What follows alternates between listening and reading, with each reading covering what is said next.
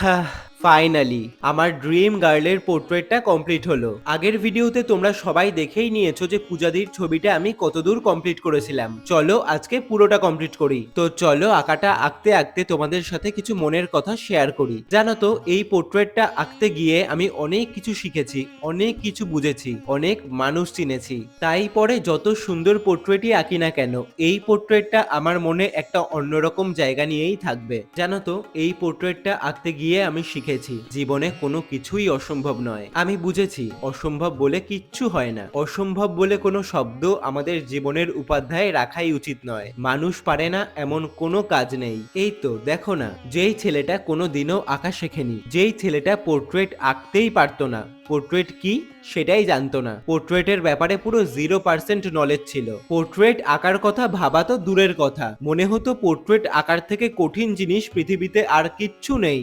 Portrait আঁকার কথা শুনলেই ভয়ে 10 পা পিছিয়ে যেত। আর আজ সেই ছেলেটাই নিজের সবচেয়ে পছন্দের মানুষটার পোর্ট্রেট আঁকলো। ভাবা যায়? মনে হচ্ছে যেন স্বপ্ন দেখছি, বিশ্বাস করো।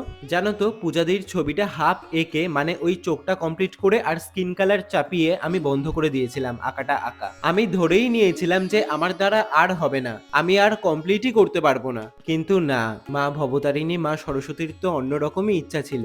আমাকে এত শক্তি জুগিয়েছে, এত উৎসাহ জুগিয়েছে যে আমি আঁকাটা প্রায় 2 দিনের মধ্যেই কমপ্লিট করে ফেলি। এবং বুঝেছি আমাদের যে কোনো পরিস্থিতিতে হেরে গেলে চলবে না। যেহেতু এটা আমার আঁকা প্রথম পোর্ট্রেট, জানি কাজটার মধ্যে অনেক ভুল ত্রুটি রয়েছে, তোমরা একটু নিজ গুণে ক্ষমা করে দিও। তবে যতবারই আমি আমার আঁকা পোর্ট্রেটটা দেখছি না কেন জানি না আমার মনে হচ্ছে পূজাদি যেন আমাকে দেখছে, যেন আমার সামনেই বসে রয়েছে। তোমাদের কাছে আমি হাত জোর করে রিকোয়েস্ট করছি, তোমরা প্লিজ পূজাদিকে বেশি বেশি করে মেনশন করো যেন পূজাদির হাত অবধি ছবিটা পৌঁছায়। পূজাদি গো, তুমি প্লিজ ছবিটা দেখো।